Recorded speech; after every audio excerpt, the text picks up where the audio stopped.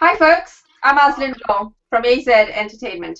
Welcome to another episode of Fun, Fabulous Food Down Under with Conjurup and AJ, or AJ as we call her. Today we've got a few friends joining us. So before we get over to AJ in Australia, let's go say a quick hello to our friends. Firstly, let's start with Cook with Sally over in Somerset in England. Hi Sally, how are you? I am very well, thank you. Hello, everyone. Thank you for having me, Lynn. And hello, Lenny.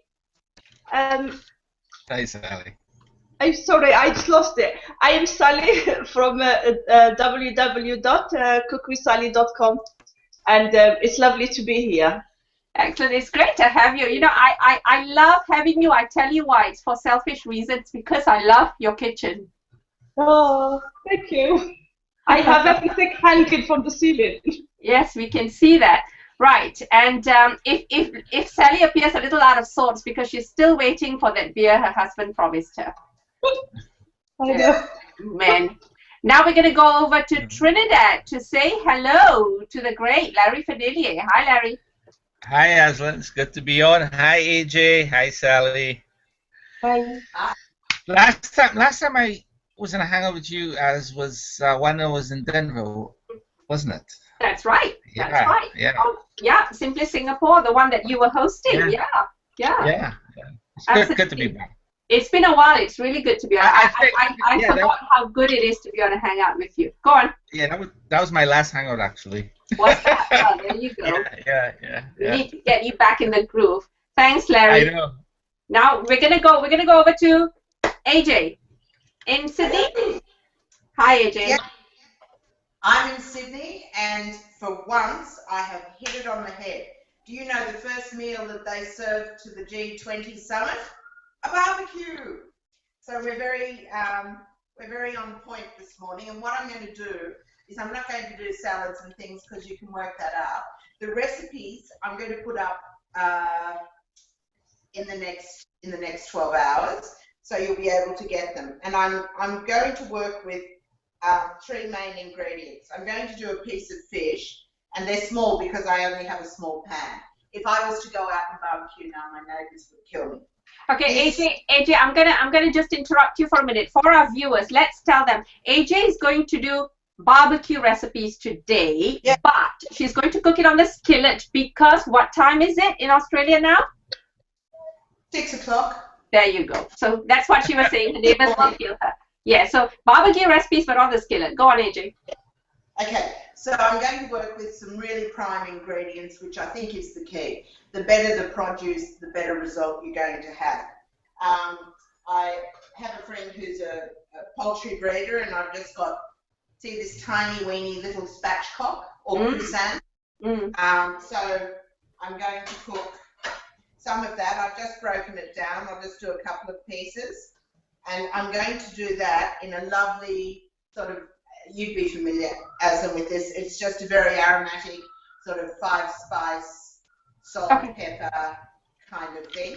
Okay. And what I find, and I just wanted to make sure that everybody's on the same page. You can do dry rubs on barbecues without a problem, but quite often, if the heat's too intense, it makes it really bitter, and you don't want that, you know? So in Australia, where barbecues are essentially, I guess they'd be as close to a national cuisine as we have, really. I was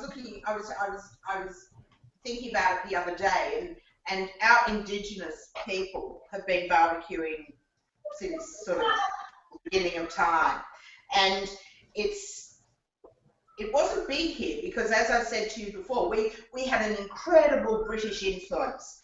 I'm going to work while we talk, if you don't mind. Okay. And then after the Second World War, when we had the European influx, barbecue started happening again. And by about the 60s, they became a very, very embedded thing into our culture. Okay. And it's continued on since then. Now I'm going to do according to the way they cook and how long it'll take. With this little spatchcock, what I've done is I've put the mix, which is this one here, and that is, it's a little bit of brown sugar, it's spice, it's salt, it's pepper, and I've put it in this bag. I'm just going to put a bit of olive oil in, and the reason I'm going to do that is because I just think it'll give it a better, it'll just make it easier to cook, really. Yeah. So, and it'll adhere better to the meat as well, won't it, the marinade? Yeah. Mm. Okay, great. So you're just going to mix it all up. By the way, yeah. Plastic bags are your friend. If ever you're doing a marinade, just whack it in a plastic bag with the olive oil, etc., and you will find that you end up with perfectly marinated pieces of meat. Fully coated. AJ. Yep. AJ, do you add fresh lemon juice when you do your marinade? On some I do, on others I don't. Okay. We've got a new addition, Lisa Watson, who's just been entertaining 9 8-year-olds at her home today for a party. So I'm feeling frazzled. Okay, please just continue. I'm happy to be here. Great, thanks for joining us, Lisa. Go on, AJ. So you've got the spatchcock poussin. I've got the spatchcock on, and you do realise that Australia is sort of land of booze and barbecues. That's what they say. Now, so for those of you who don't know Lisa, shame on you. She's originally from New Zealand. So, do they barbecue as much there, Lisa? Oh yes, yeah. I mean, they sure do. Even though there's a pretend rivalry between Australians and New Zealanders, we're very, very similar. And the way one of the ways is we barbecue all the time. Okay, cool, excellent. All right, let's go back to AJ. Okay, so this is a beautiful piece of grass-fed beef, and with this one, I'm going to use a Cafe de Paris butter. Again, the recipe I'll put up for you, but I'm just going to cook it with some salt and pepper just to, That's quite a thick piece of meat, isn't it? How long will that take to barbecue? I would say probably 15 minutes. Okay, but of course we are going for sort of, depends on how well that runs. I was going to say, if you... I'm a medium rare girl. Yeah. If you live in France, you would just go, psh, psh, and then that would be it, even for a piece that thick. I do like it hot throughout or warm throughout. So I agree. I guess the French style gives new meaning to the phrase bloody meat, right? Now I'm gonna just go over to Larry, because Larry lives in the tropics, which means that barbecue must be in your blood too. Tell us what sort of flavors do you like to barbecue with, Larry? Well, like I said, we barbecue just about every weekend because the weather is so conducive. I like the dry rub. Fortunately, when I was in Denver, AJ sent me some of her spices, and I used this, and I'm still using it, AJ, for my rubs. I mix that with my rubs. Excellent. Which is mostly cumin, salt, pepper, and some cardamom. Excellent. Sorry. Yeah. I've also just done a pepper rub, and this has got 4 or 5 types of pepper in it. It's got salt as well. It's got a little bit of sugar, but not very much. And I'm using that as a dry rub. Okay. Okay. All right. It's really pretty, but you could equally do that.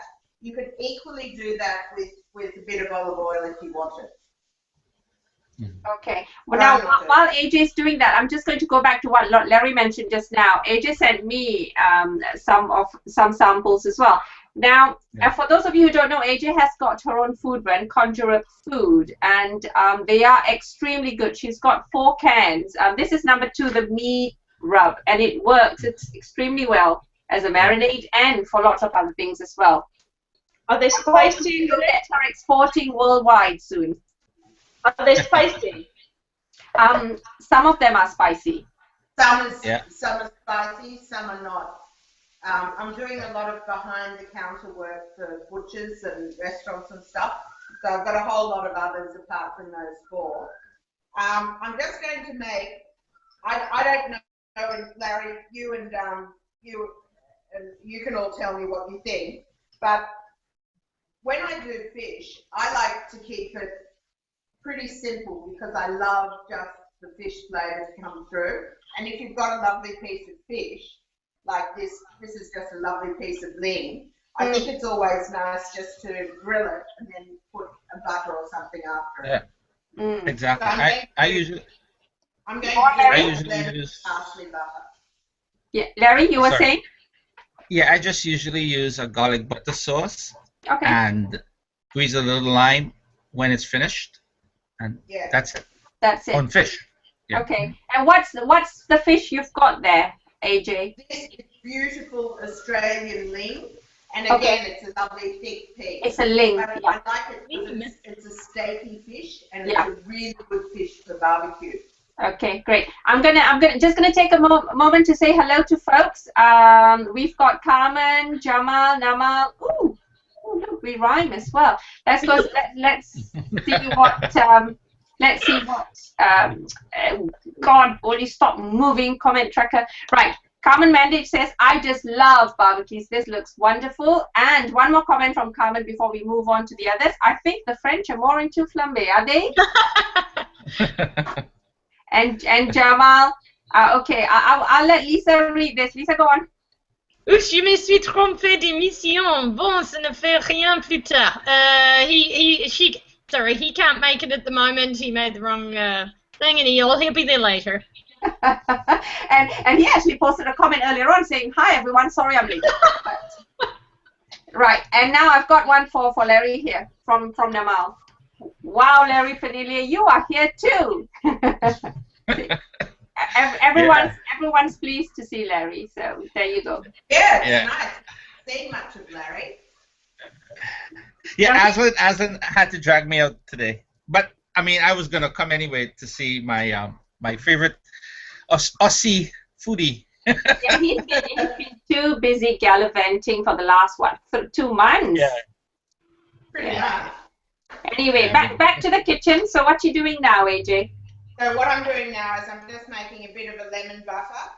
And by the way, I don't know whether you saw it, I've got this amazing butter. It's called Gympie Farm butter. And it literally is just made as you would make butter yourself. So they're Jersey cows and they're grass-fed, and it is just a really beautiful butter that's almost cheesy in its nature.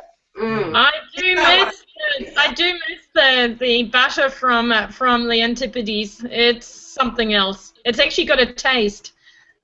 Yeah,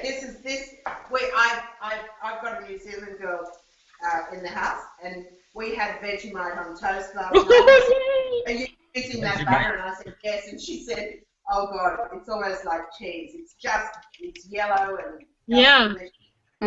I'm just going to go over to Sally and ask her, did you get your beer? Did James bring you your beer? Yes. It's Stella Artois. Foster's or Stella Artois? But he's got me full. He wanted one. Why not? Why not? I wanted one. But yes, it's nice. This is for you, AJ. Oh, wow. There you go. Cheers. Oh, beer for the body. Yes. So how we doing over there? In Australia? Yes, over there in Australia. Back to you, AJ. The spatchcock is doing really beautifully, and the steak is, it's getting there. It's not quite as quick as a barbecue, to be honest with you. No. But you can see on this steak, you can see that all of the pepper is embedded in there. Yeah. Looks good. And I must say, it's going to be an interesting breakfast. I was going to say, what time is it there? Do you really want to be barbecuing at like 4 in the morning? No, it's 6. 6. Our clocks, their clocks have moved forward and ours have moved backward, so we've actually come together. Kind of. Actually, we've gone that way, but that means 11-hour difference. Whatever. So it's 6 a.m. now. So Jamal's got a message for you. He says he misses you, Larry. Well, it's always good to see Jamal. It's always good to see Jamal. Absolutely. he puts MJJ. Yes. He puts the word. Well, anyway, he brings new meaning to the word fun. The other thing I might do is I've got a little bit of space. So this beautiful little Pinocchio or fennel. Yeah. So I'm just going to put some of that on the grill because that's always lovely. It doesn't matter, you know. Okay. If you've got the spatchcock bird there, yes. Would you ever barbecue the whole bird without cutting it? If you cut it in half and put it out. Yeah. So you lay it flat. You lay it out flat. Okay. Yeah. And my friend, she produces award-winning poultry, and I'm getting 6 of those for Christmas because they're awesome. They're like you literally growing the bird, chop the head off, pluck it. Yes. They're pasture raised. They're humanely certified. They're the only ones in Australia, I think. And it's just really, really good, you know, stuff. So that's what we want. And tell me, with Christmas coming up, now an Aussie and New Zealand Christmas is quite different to England, isn't it, Lisa? It sure is. It's barbecue season. Yes. So we might get amazing seafood and throw it on the barbecue and have fresh oysters. And because although Lisa, probably when you were growing up and I was growing up, our parents were much more traditional. So we did a lot of the turkey thing, but we don't have the climate for it. It's really hot here. You know, what we want to be doing is having, you know, a nice cold beer and some seafood, really. No, it's true, Anna Jane. Yeah, us growing up, we had the traditional Christmas pudding and everything, but my parents have now switched to barbecues instead because it's ridiculous. It's too hot. We go to the beach, have a barbecue, just go for a swim. I've got a question here for Larry from Carmen. I know you're not saying much. Oh, we need to get Larry to talk more on the show. Have you eaten yet, Larry? Actually, she's very perceptive. I have not eaten yet, and I'm getting hungry watching all that food. Well, just now we know how to shut Larry up. We just starve him. Oh, something that might be handy for the people watching. When you're cooking beef, if you press this part of your hand, that will be rare. That will be quite rare. If you touch this finger to this finger and just touch it, don't press it, you will get what a medium rare is. And if you just touch to the middle finger, that is like a really well done steak. And if you press your steak, you can get the feeling that you get on your finger. It's just a little cheap's way of working out, you know, when stuff's done. That's very handy actually. AJ, Namal Diaz would like to know, what does it feel like making barbecue food at 6 o'clock in the morning? Well, I'm lucky. I'm one of those people who says that you should eat whatever you feel like at any given time of the day. So I'm okay with that. I can handle beef at 6 o'clock in the morning. I concur. I'll have some of this for breakfast. No. I mean, it's now, but it's for breakfast. So on the last show, AJ cooked prawn ravioli, but the ravioli were made from one-ton wrappers, and that's what she had for breakfast. So that was interesting. And the other thing that I love about barbecue is, now this is the pepper one, Okay. That's done. This is the other one. Now, this one is the one that I'm going to do the Café de Paris butter on, and the recipe, as I said, will be on the website. Now, like anything, you need to rest things as you cook them to make sure the juices just flow and that sort of thing.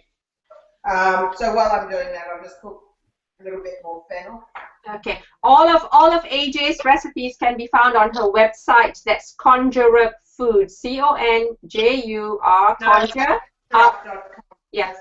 Hang on. So what I'll do is I'll put a link to that in the comment section. Okay. Good. Conjurup. And the other thing is that they won't be up there for the next. It'll probably take me a few hours because I need to go back to bed.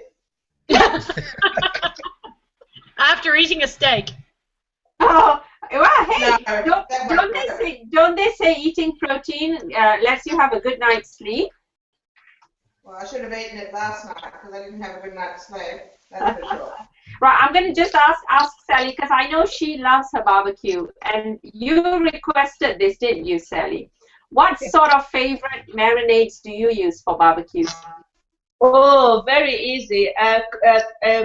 I crush coriander, lemon juice, crushed, not ground, crushed cumin seed, yogurt, and I mix them all together and I leave it overnight in the fridge. Very easy. And garlic, sorry, ground garlic, not powder, fresh. Okay. A touch of North African in that one, in that particular flavor, yeah? But the chicken, it has to be, the skin has to be off. I love that. It has to be overnight. Yeah. Yes, it is North African. Cool. I like to do it overnight because the natural yogurt, and the lemon juice, they eat the meat, if it makes sense. You know what I mean? Yes, it cooks the meat as well. Okay. Now, all right. I seriously, I could do barbecue for like probably 10 shows because there's so much that you can do. And I just love it. I think it's a really clean way of eating. Yeah. And I think it's a really simple way. And it's also one of those things that I think is great because in Australia, and this will be the same in New Zealand, it's always the man who barbecues. Yes. For the early time he gets not in my house. Not in my house. Not in my house. My husband can't cook. Full stop. Australia and New Zealand, that's when the men think they can cook. And what they do, also in France, put everything onto a searingly hot pan because the hotter the better. And you know, the food generally just gets absolutely massacred. Because what you need to do is you don't want charcoal. You do want a good sort of grill mark, but you need to understand that if you're using spices and you put them onto a searingly hot pan, they will burn, they will be bitter. So you need to be a little bit careful of that. But yes, true. What's your view on that, Larry? I know you do a lot of barbecue. What do you think, Larry, about high heat and spices burning? Well, actually, when I do meat, I just do a simple, I just salt it before and let it sit out for about maybe 4 or 5 hours. And I just put it on a hot grill. Because I like my meat medium rare, I don't leave it long, maybe 3 to 4 minutes each side. And now when I used Conjurup AJ's rub, I actually put it on the meat while it was cooking, so it didn't burn per se. And but yes, if you put a dry rub on a very hot grill, it is going to burn and it is going to taste bitter depending on the ingredients that you use. But if you like to put a nice rub on it, put it just before you take it out, and it will get into the meat, it will get into the juices, and it'll give you a nice flavor. And that's what I did. And everybody, AJ, love your Conjurup concoction. Concoction? Yeah. The marinade, yeah. Everybody loves marinade, yeah. Do you base it, Larry? Larry, do you base your barbecue as it's cooking, or you just turn it? Well, if I have to use barbecue sauce, I would put the sauce after I take it out of the soon as I take it off the grill, it's piping hot. I just rub a little wet sauce on it, and it also seals it in. So I usually don't sauce it while it's on the grill because the sugar in like I say, a barbecue sauce, a wet sauce, that will tend to bind the meat because of the hot grill. Yeah. Okay. Okay. Oh, thank you. Let's go back to and see what AJ is doing. AJ, I must say you're using your iPad tonight, and that's a pretty mean camera on the iPad, isn't it? It's nice. It's nice. Wow. Yeah. Well, I'd have to say that I'm pretty happy with it. I think we're not getting many jaggery bits, are we? Not for you, no, not for you. No. So what have you done? Have you been slicing up your meat then? You've been slicing up your meat. That's what I've been doing. Now, this one here, I'm just going to do an lean over here. Now,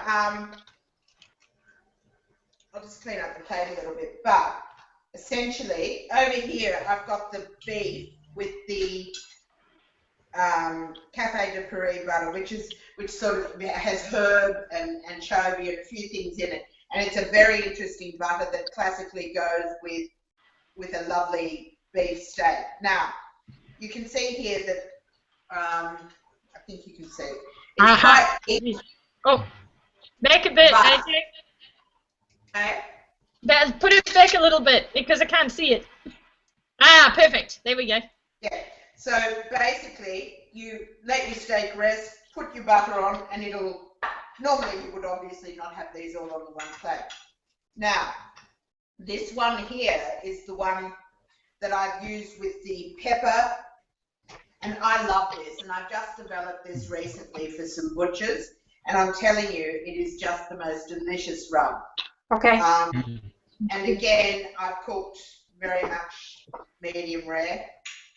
And then the little fish, I might put that on a separate plate. Oh, there she goes. Yay. She goes off the camera to get something. I thought you weren't going to do that tonight. What I'm going to do That's what we call. Okay. I'm going to put the fish on the fennel because I think fish deserves a little bit more than just the. Yeah. Now, see how that's really cooked perfectly. And what I did was I made up a bit of a just like a lemon butter with parsley in it. And again, I can't stress enough. Use really good salt and pepper. It really does make the difference. And I think people underestimate how much of a difference it makes. But if you mix all that together, and quite often I will do this, and I'll do it with 250 grams of butter or whatever, and just a bit of parsley and a bit of parsley over everything. But I'll just show you here. Yeah. You can see here that the spatchcock is really cooked. Looks fabulous. Yeah. And it truly is. All of this is really easy. But don't underestimate barbecue. It's fantastic. And the other thing I was going to say is a lot of people think it's the easiest thing to cook in the world, but I don't happen to think it is, because getting it right is not as simple as some people think it is. I agree. True. So, essentially, the fish, I'm happy with that. And what we would do, and Lisa, you probably do the same. There are some, and I may, if I've got time, I'll put it up. There are a couple of traditional salads that we do down here, and we do a traditional potato salad, and we do a potato salad and coleslaw, right? Rice salad. Oh. Okay. Rice salad. Yeah, excellent. Rice salad is quite nice. So that's what you would. I was just going to ask you, what would you serve it with? So that's what you'd serve it with, your potato salad. Oh, no, traditionally. Traditional. No. Now I wouldn't. I just do a big green salad. I do a couple of other interesting things, and good wine, good bread. you know. Yeah, I have to say something. I love the idea of barbecue, and I love barbecue food. We don't do it often enough. But one of my pet peeves is when I'm invited to someone's home for a barbie, and there has been no thought has been given to the whole menu. You still have to have a menu for your barbecue. Absolutely, and that's what I mean about barbecue and people underestimating. I've done a number of things here, but I probably would I'd choose within it, because the flavours that you do together really do have to match up.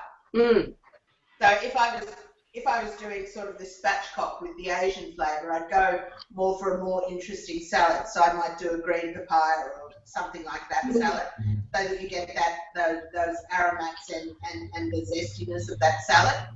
If you're doing a traditional good steak, then obviously you're going to go with, for me, I'm going to go with probably a green salad. And with fish, well, you can do anything with fish. I might do a summer salsa, which is on my website, which is, you know, papaya and mango and red capsicum and red onion and coriander and lime juice, and it just makes the fish pop. So obviously you have to do that. And today I've just concentrated on the protein part, because there's just too much to do if you were to do it all in half an hour. Because it's a half-hour show. Yeah. What do you traditionally serve with your barbecue, Sally? Besides the meat, what if you have a barbecue party? What do you serve? I always make sure I cater whoever comes in. Like one of my friends, she just like plain food. Mainly, I make. I got a rotisserie I got a barbecue area. I make like a Greek like a kebabs. Okay. And I like to cook a whole chicken. I don't chop. I whole chicken.